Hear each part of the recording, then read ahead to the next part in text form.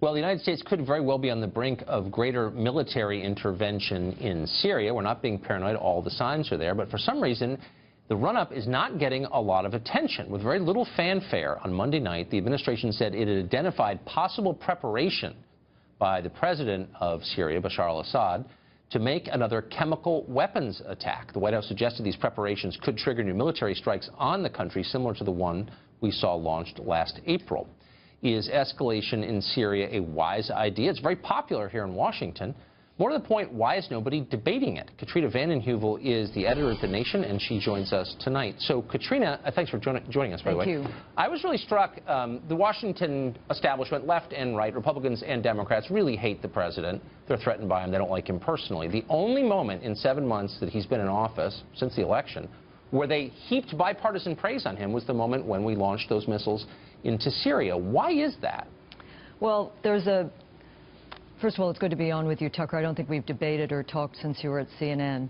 I'm not going to admit that, Katrina, but thank you. There is a foreign policy establishment playbook, something President Obama talked about, and it's about the appropriate response in the establishment's view is often a military response. I think that's a mistake. I think we're witnessing an escalation by the Trump administration, Tucker, across the board. It's not just Syria. It's sending 4,000 troops to Afghanistan. It's getting involved in Yemen. It's getting involved in the Syrian civil war. Unclear what the Trump administration's strategy is. Is it going to work with Russia to defeat ISIS? The French president has now said that is what his country will do. But I think the main thing, Tucker, what strikes me is that President Trump traffics in insult, not strategy. But during the campaign, he spoke very clearly against regime change. He said he had opposed the war in Iraq. I'm not sure that's true. He also talked about not getting bogged down in the Middle East.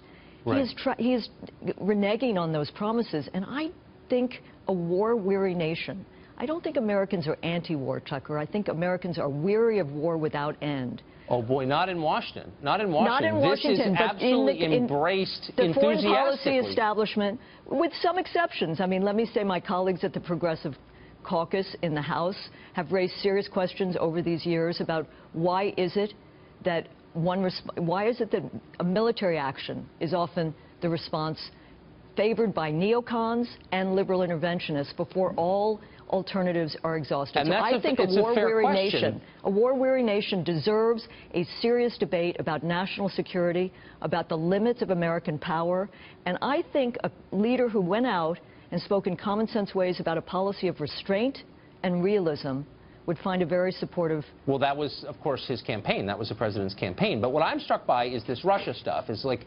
liberals and some conservatives, McCain and Lindsey Graham, out there basically agitating, looks to me like agitating for conflict with Russia. This is an act of war. Why the focus from liberals on Russia in this bellicose way? I don't understand it. So I part ways with a lot of my liberal progressive friends. The Nation has supported an investigation, a special counsel investigation into alleged interference in the election. What I think is dangerous is that it's out of balance, and I think one needs to look very hard at the importance of having a working relationship with Russia. We are on the cusp of an escalating arms crisis, very, very dangerous. You need Russia to resolve the crisis in Syria, which we were talking about. You need Russia to keep the Iranian deal together. There are a whole set of issues.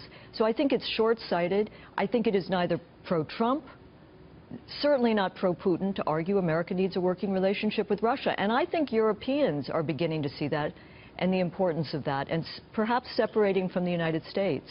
I think Democrats are also, you know, you do the investigation, but don't let it overwhelm your speaking to the country about bread and butter issues, laying out a bold agenda. It is now considered, though, a moral stain by many liberals in Washington, almost every single one I know, to say what you just said. Like, you can't say that. What are you, an agent of Putin? I think there's some Democrats who understand, listen, I think there is a corruption matrix in this Russian situation. I mean, but listen, I'm more fearful often of the American oligarchs in this country who are funding suppression of the vote, dark money pouring into our elections.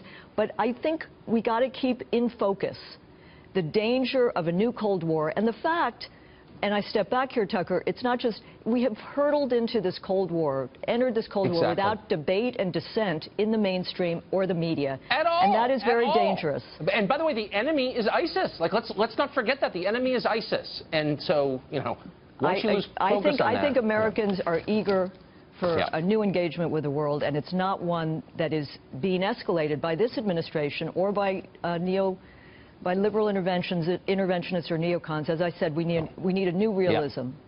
Katrina Vanden Heuvel, thank you. Thank you.